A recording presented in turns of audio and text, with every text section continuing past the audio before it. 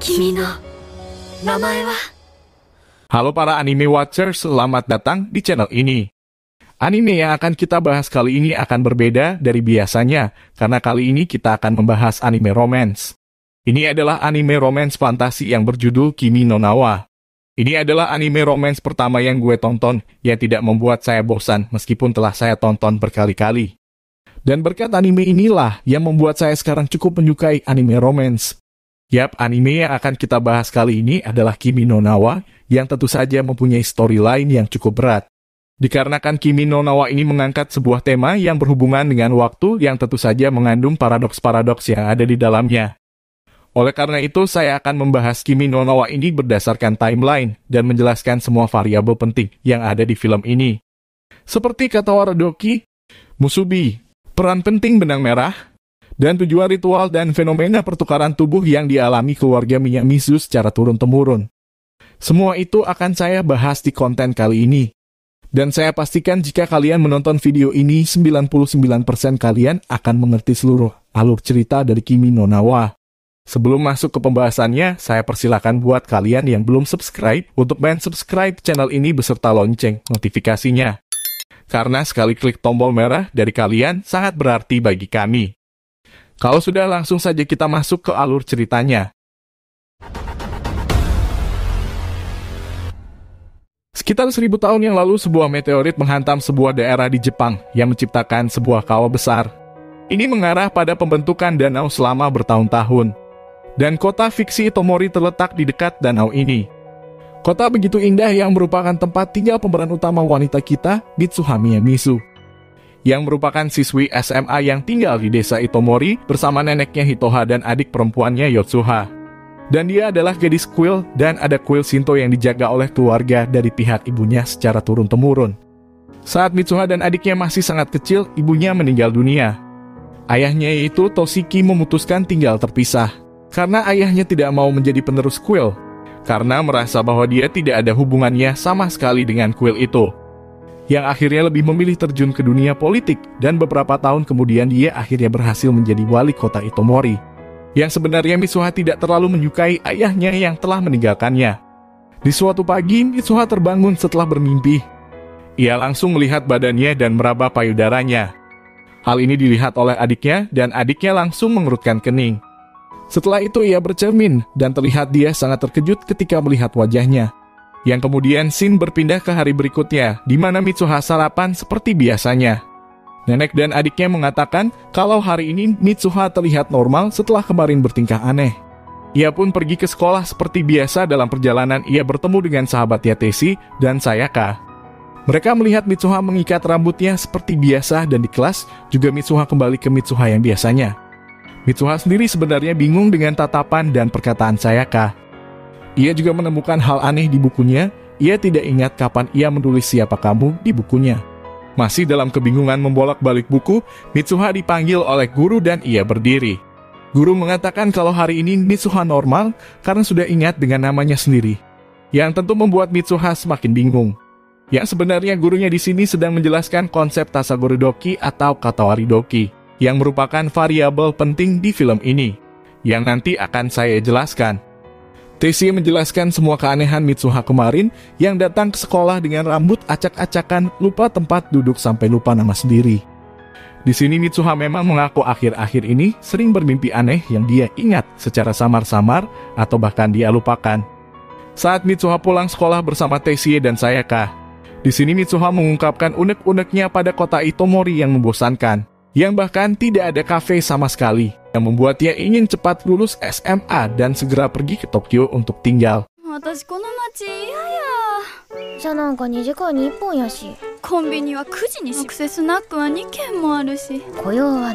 Sang nenek mengajari Mitsuha dan Yotsuha seni merajut benang menjadi jenis benang khusus. Sebenarnya benang merah juga merupakan variabel penting dalam cerita Kimi no Na wa. Dia menjelaskan bagaimana ini terhubung ke benang merah takdir. Keyakinan di mana menjadi sebuah benang imajiner yang menghubungkan dan mengikat dua orang. Tidak peduli bagaimana kehidupan terbentang, tali benang merah akan menyatukan keduanya. Dia juga menjelaskan bagaimana benang juga mewakili aliran waktu. Sementara bagian ini sangat metaforis dengan benang merah yang ditujukan Mitsuha dikenakan seluruh Kimi no Na wa. memiliki kekuatan untuk mengikatnya ke yang lain, yang merupakan seorang laki-laki bernama Taki. Sebagai cucu dari pemilik kuil, Mitsuha harus melakukan beberapa upacara ritual tarian Kagura untuk kuil mereka. Sebagai bagian dari ritual, ia dan adiknya melakukan upacara untuk membuat Kuchika Misake yang merupakan sake tertua di dunia. Disinilah mereka mengunyah nasi dan meludahkannya ke dalam wadah dan membiarkannya berfermentasi untuk menjadi alkohol. Setelah sake terbentuk kemudian dipersembahkan di kuil kepada dewa. Mitsuha sebenarnya malu ketika teman sekolahnya yang melihatnya melakukan ritual, meskipun begitu dia tetap menjalaninya sampai selesai. Saat pulang dari upacara ritual, dia melewati sebuah gerbang tori dan meneriakkan harapannya untuk menjadi laki-laki tampan di Tokyo di kehidupan selanjutnya.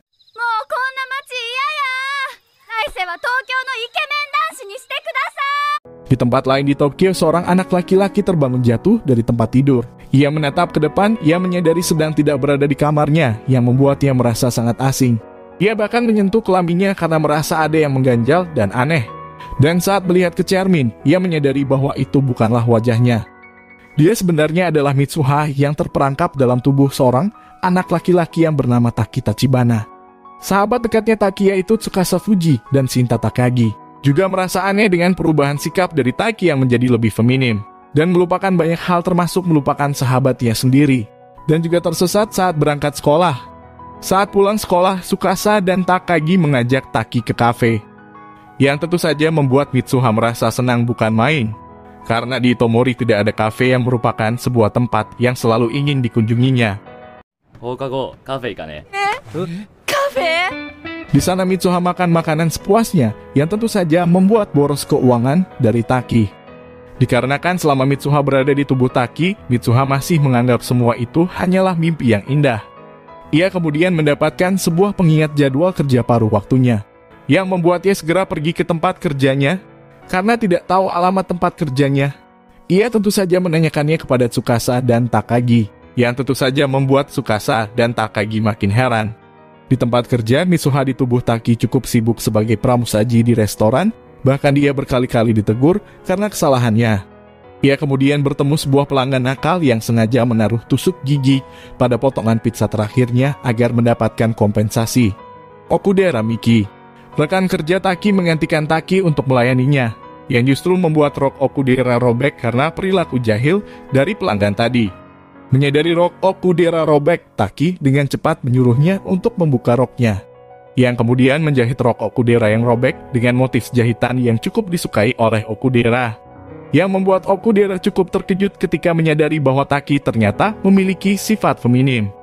Malam hari saat istirahat setelah bekerja, Mitsuha menyadari bahwa Taki adalah orang yang gemar menulis diari hariannya di ponsel, yang membuatnya mengetahui bahwa Okudera ternyata adalah gadis yang ditaksir oleh Taki. Sebelum tidur, Mitsuha mengingat tulisan di bukunya yang menanyakan namanya, membuatnya juga menulis di telapak tangan Taki dengan jawaban dari pertanyaan itu dengan namanya sendiri, yaitu Mitsuha. Di hari berikutnya, saat semuanya kembali normal, masing-masing menemukan tulisan di tangan mereka dan mereka memulai hari-hari normal mereka lagi. Tentu saja para teman mereka menjadi bingung karena mereka kembali normal. Taki kembali menjadi Taki yang dulu dan menemukan hal-hal aneh selama Mitsuha dalam tubuhnya. Seperti di hari-hariannya bertambah dengan banyak emotikon. Juga hubungannya dengan Okudera Senpai di tempat kerjanya yang ia taksir menjadi lebih dekat. Hanya saja ia harus menerima ancaman dari senior lain yang juga naksir Okudera. Mitsuha juga mengalami hari yang sama. Saat bangun ia melihat tulisan di tangannya yang telah ditulis oleh Taki. Juga Yotsuha yang membangunkannya dan mengatakan hari ini tumben Mitsuha tidak memegang payudaranya lagi. Onee-chan, kyou wa oppai sawatto ranno. Oppai? Ia ke sekolah dan melihat perhatian teman sekelasnya berpusat padanya. Sayaka menjelaskan bahwa kemarin Mitsuha membuat kehebohan dengan menendang meja yang ada di depannya saat dia digosip oleh teman sekelasnya, yang tentu saja bertentangan dengan sifat feminim dari Mitsuha. Lalu Taki dan Mitsuha di tempat masing-masing mulai menyadari kalau selama ini hal yang mereka alami bukanlah mimpi, melainkan kenyataan yang entah kenapa membuat mereka bertukar jiwa saat mereka tertidur. Kejadian ini tidak terjadi setiap hari, tapi 2 kali seminggu, di mana pertukarannya biasanya hanya sehari. Mereka tak bisa berkomunikasi, jadi mereka menulis diari kegiatan sehari-hari mereka pada ponsel masing-masing, serta membuat aturan-aturan yang harus mereka lakukan selama pertukaran. Intinya agar kehidupan mereka terlihat normal, jadi jangan melakukan hal-hal yang aneh. Meskipun aturan sudah ada, tapi kepribadian mereka tetaplah sama dan melakukan kebiasaannya. Seperti Taki yang masih terus meremas payudara Mitsuha saat bangun, dan Mitsuha yang masih tetap memboros keuangan dari Taki. あいつに悪いか。本当に自分のおっぱい好きやな。 Suatu hari saat Taki ada di tubuh Mitsuha, Nenek Hitoha mengajaknya ke suatu tempat untuk mempersembahkan kuchikamisha kebuatan Mitsuha kepada Dewa Musubi. Perjalanan yang ditempuh pun cukup jauh ke gunung. Dalam perjalanan, Nenek Hitoha menceritakan semua tentang Musubi. Di sini Nenek Hitoha mengatakan kalau itu nama dewa pelindung desa, tapi bisa diartikan banyak hal. Salah satunya adalah aliran waktu yang dilambangkan oleh benang merah, termasuk arti dari Musubi. 様の技、時間の流れ、その時には戻って途切れ、またそれが結び、それが時間。 Tempat tujuan mereka sebenarnya adalah lembah bekas kawah gunung yang menjadi pusat kuil Miyamisu. Dan di sana sake buatan Mitsuha akan dipersembahkan kepada Musubi. Mereka menyeberangi sebuah sungai untuk pergi ke tempat Dewa Musubi yang terletak pada tengah kawah. Nenek Hitoha menjelaskan di seberang sungai ada Kakuryō yang dalam artian adalah dunia lain atau mungkin akhirat. Dan menjelaskan bahwa untuk kembali ke dunia harus dikorbankan hal yang berharga seperti kuchikamisha yang menjadi setengah dari Anda. Di sini Nenek Hitoha hanya memanggil Mitsuha dengan Anda dan bukan namanya. ここから先は隔離を滋賀に戻るにはあんたらの一 Mitsuha kemudian masuk ke sebuah gua tempat Dewa Musubi dan mempersembahkan kuchikamisha-nya. Setelah pulang dari persembahan, Nenek Hitoha tiba-tiba menyebut dan menyadari bahwa Mitsuha sedang bermimpi. 三葉、あんた今夢を見と。 Kemudian scene berpindah ke hari berikutnya ketika Taki bangun di tubuhnya sendiri. Dia terbangun dengan air mata yang mengalir dari matanya tetapi tidak tahu apa penyebabnya. Setelah terbangun, dia melihat ponselnya dan melihat bahwa Mitsuha telah mengatur kencan dengan Okudera saat dia mengambil alih tubuh Taki. Dia berlari ke tempat kencan dan melakukan kencan seharian. Tapi ternyata Okudera hanya menyukai sifat Taki ketika Mitsuha ada di dalam dirinya. Okudera mengatakan kalau ia merasa bahwa dulu Taki menyukainya, tapi sekarang Taki sudah menyukai orang lain. Meskipun Taki menyangkalnya, tapi itu tidak berarti apa-apa sebelum mereka berpisah untuk kembali ke rumah masing-masing. いませんよ。本当？いないっす。なあ。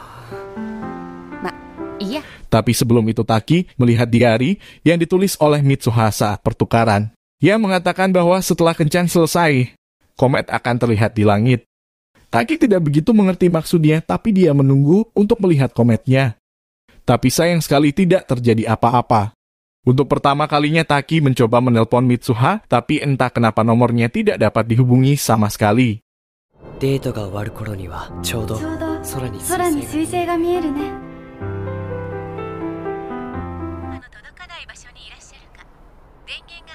Berpindah ke Mitsuha, Mitsuha juga bangun dengan air mata yang jatuh dari matanya, yang juga Mitsuha tidak tahu alasannya menangis. Sedikit disclaimer, untuk menyelaraskan antara Taki dan Mitsuha. Anggap saja saat Mitsuha mengambil alih tubuh Taki dan membuat janji kencan dengan Okudera. Itu adalah 3 hari sebelum pertemuan kencan. Hari kedua saat kedua kembali ke tubuh masing-masing, dan hari ketiga saat kencan terjadi. Lanjut ke cerita. Pada hari kedua, meskipun sudah mengatur kencan antara Taki dan Okudera, Mitsuha tiba-tiba memutuskan untuk pergi ke Tokyo dengan naik kereta untuk menemui Taki. Dia sampai ke Tokyo dan sempat berkeliling Tokyo seharian untuk mencari Taki, tapi tidak ketemu.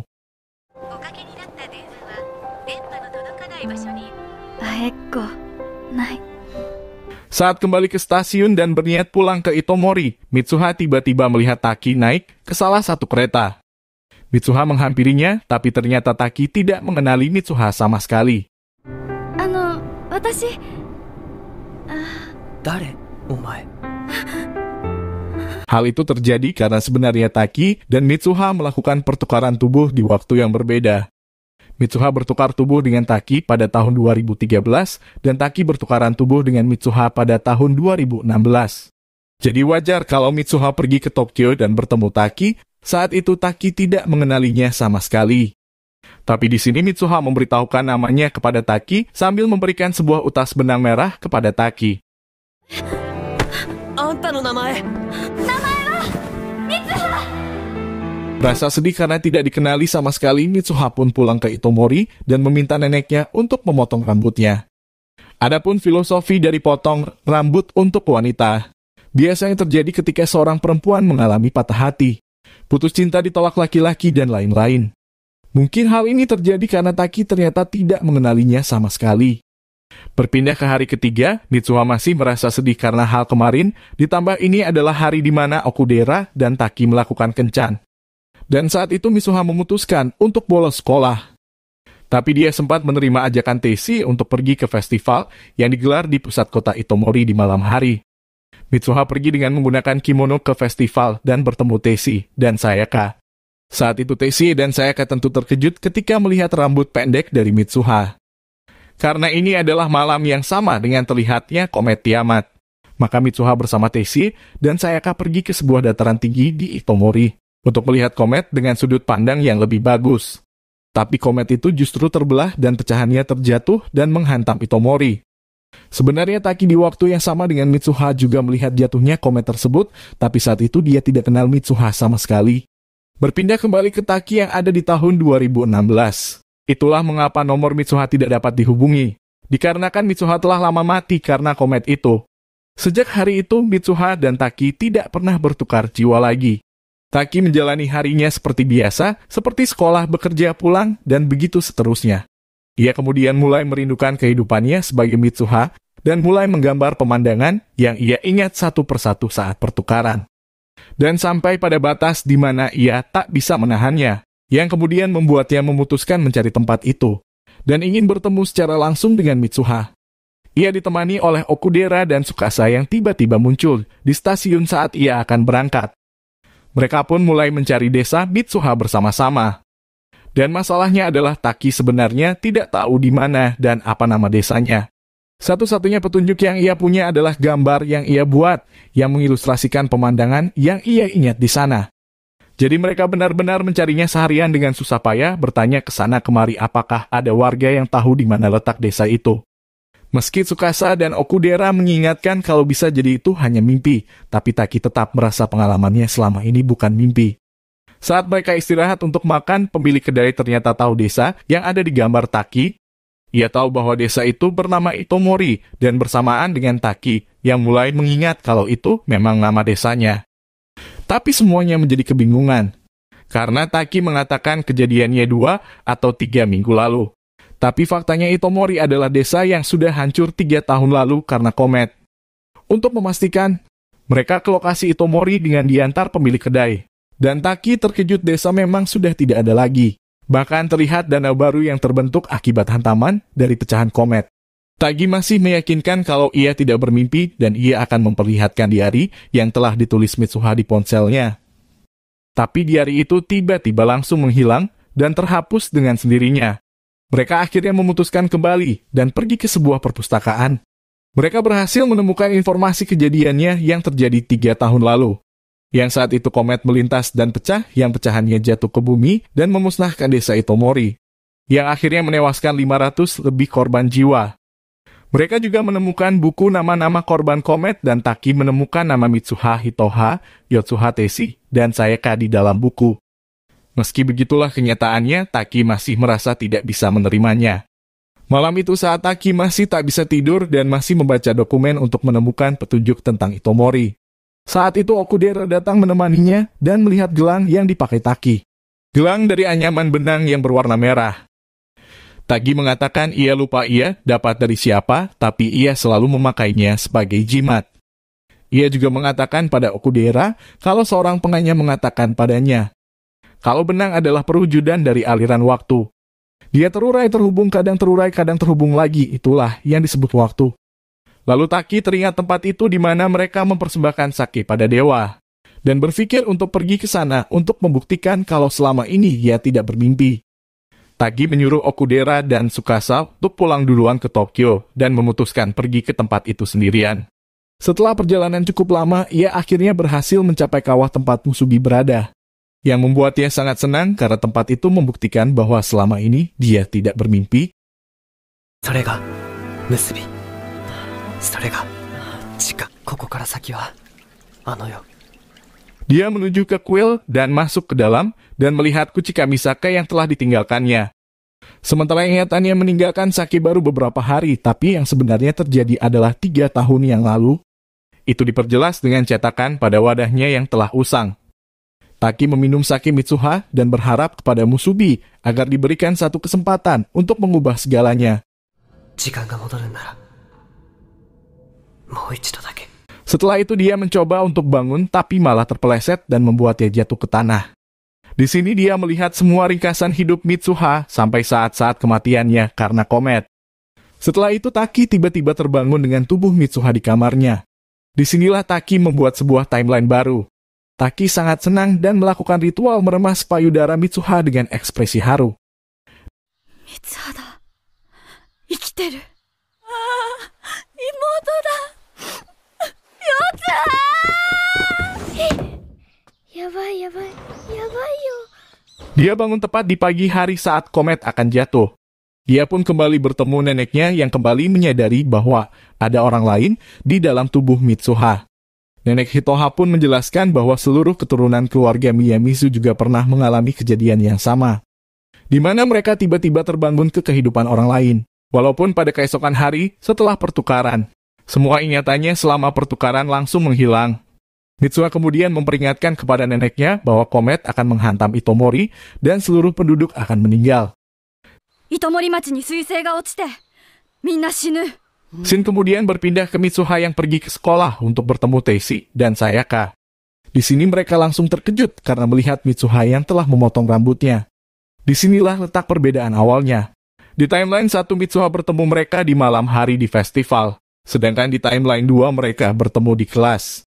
Mitsuha memberitahukan insiden komet terbelah yang akan terjadi kepada Teishi dan Sayaka. Dan sepertinya keduanya cukup percaya dengan perkataan serius Mitsuha. Yang akhirnya mereka membuat sebuah rencana evakuasi.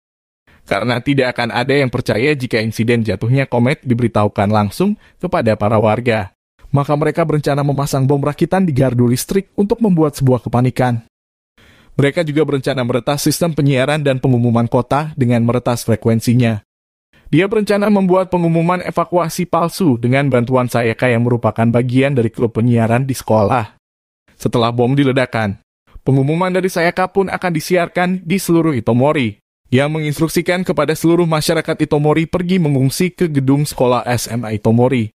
Alasan kenapa gedung sekolah SMA Itomori menjadi tempat evakuasi, dikarenakan sekolah itu adalah salah satu tempat yang tidak terdampak jatuhan komet. Mitsuha juga pergi ke kantor wali kota dan meminta ayahnya untuk membantu mengevakuasi kota karena komet akan terbelah dan menghancurkan Itomori. Tapi sayang sekali Mitsuha gagal meyakinkannya. Dan dia justru berpikir bahwa putrinya sudah gila. Mitsuha kembali ke Teishi dan Sayaka dan memberitahu mereka atas kegagalannya meyakinkan ayahnya. Meskipun begitu, Mitsuha tetap ingin agar rencana evakuasi tetap dijalankan. Taki pun mulai menyadari bahwa jika dia ada di tubuh Mitsuha, berarti Mitsuha yang ada di tubuhnya sedang berada di kuil. Yang membuat Taki segera bergegas menuju kuil Miyamizu yang berada di tengah rawa bekas gunung. Bersamaan hal itu, Mitsuha yang berada di tubuh Taki juga terbangun dan melihat bahwa kota Itomori telah hancur. Itu karena Mitsuha masih tidak tahu bahwa peralihannya dengan Taki terjadi 3 tahun ke depan. Taki yang ada di tubuh Mitsuha pun datang dan mulai memanggil Mitsuha, begitupun dengan Mitsuha yang terus memanggil Taki. Suara mereka saling terdengar tapi tidak dapat melihat satu sama lain. Taki-kun, doko? Mitsuha! Sampai akhirnya senja tiba, atau yang dinamakan peristiwa Tasogaredoki atau Katawaredoki, yang akhirnya membuat mereka dapat saling bertemu dan juga kembali ke tubuh masing-masing.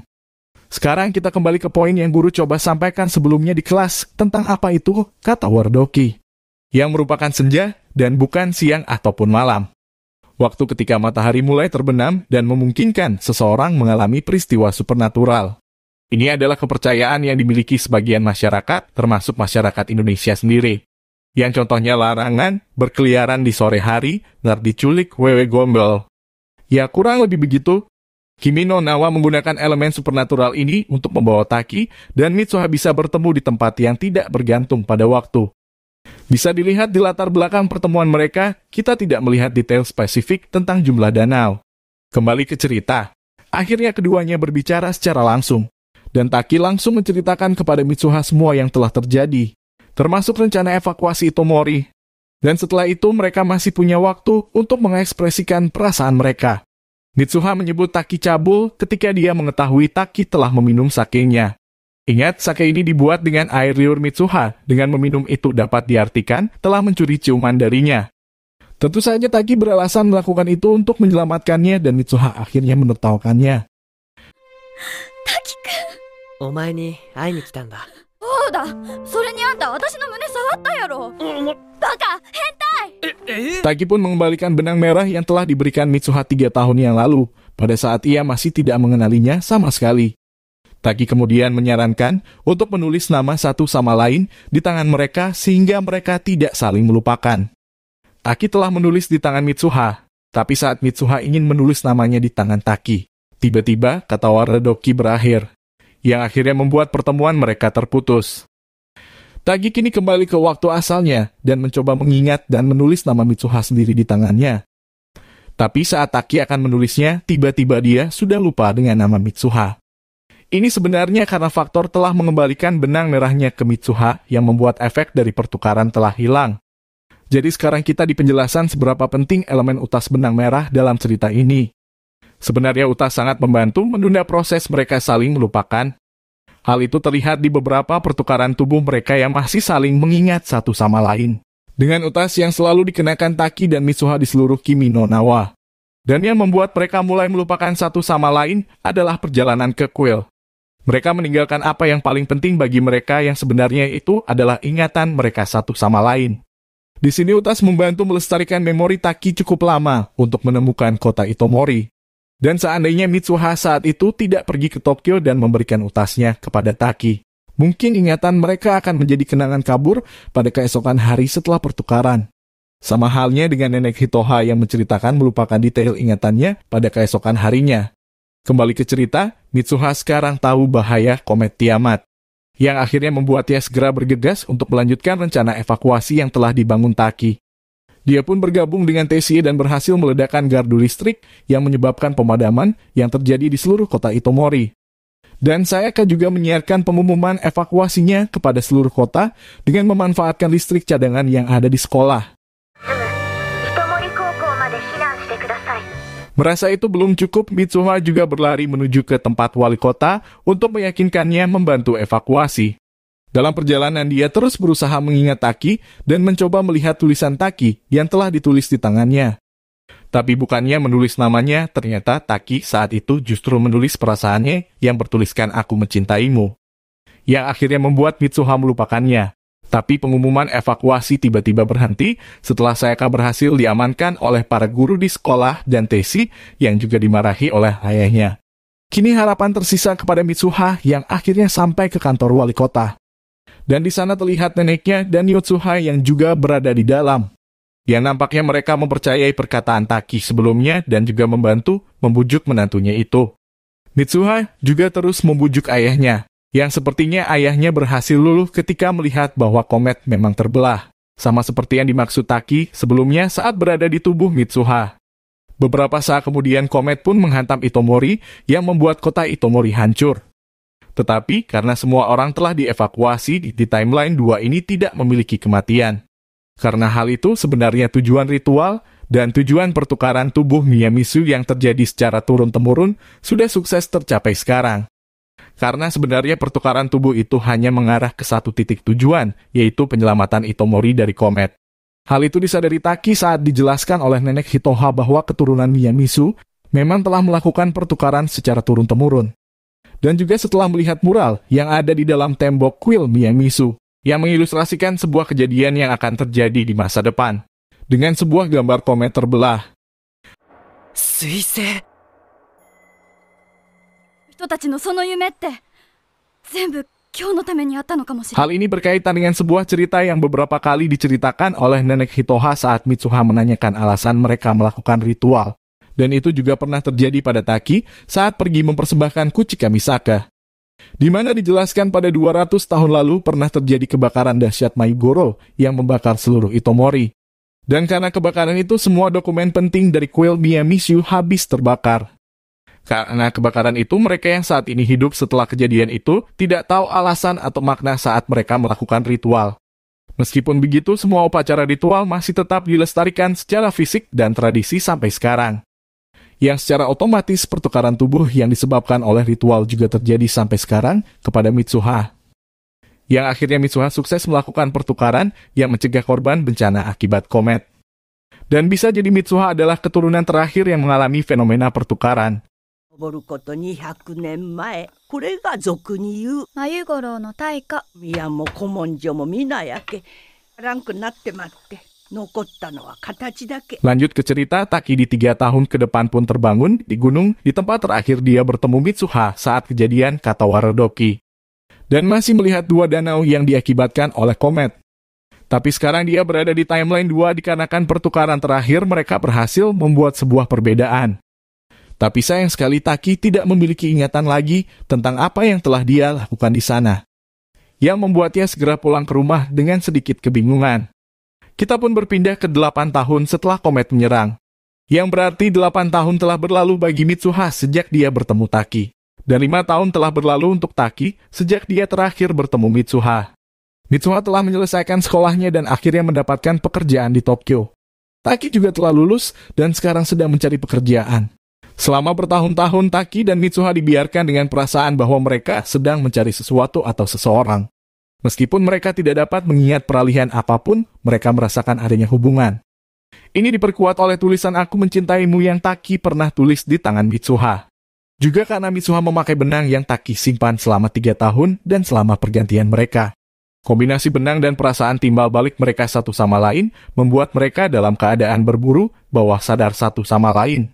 Meskipun Taki dan Mitsuha sering kali berjalan melewati satu sama lain di berbagai momen di Tokyo, tapi mereka belum pernah sekalipun bertemu langsung. Taki juga pernah kebetulan berada di kafe, yang juga tempat Tesi dan Sayaka sedang makan. Sepertinya mereka berdua sekarang bersama dan tinggal di Tokyo. Bahkan mereka sudah merencanakan pernikahan mereka. Taki samar-samar mulai mengingat nama mereka, tetapi keduanya tiba-tiba meninggalkan kafe. Okudera juga datang menemui Taki yang ternyata dia sekarang sudah menikah. Dan saat itu Okudera mengenang masa-masa mereka ketika pergi ke desa Itomori. Meskipun Taki sebenarnya tidak mengingat banyak hal dengan peristiwa itu. Di suatu pagi Taki dan Mitsuha akhirnya bertemu dari kereta masing-masing. Mereka berlarian mencari satu sama lain dan akhirnya saling bertemu di tangga. Walaupun awalnya saling mencari, tapi pas ketemu mereka justru saling melewati dan tidak berbicara. Lagi pula keduanya merasa canggung untuk berbicara dengan orang asing yang belum pernah mereka temui. Taki pun mulai memecah kecanggungan dengan menanyakan Mitsuha apakah mereka pernah bertemu sebelumnya. Dia menjawab dengan mengatakan dia berpikir begitu juga. Mereka meneteskan air mata dan adegan berakhir dengan mereka menanyakan nama satu sama lain. Kimi no namae wa? Itulah pembahasan saya mengenai Kimi no Na wa. Jika ada sesuatu variabel penting yang terlewatkan, tolong tulis di kolom komentar di bawah. Dan jika ada suatu penjelasan yang salah, tolong koreksi saya di kolom komentar di bawah dengan kata-kata yang lembut, selembut sutra. Karena saya hanyalah manusia biasa yang tak luput dari kesalahan. Saya pamit angkat kaki, sampai jumpa and see you next content.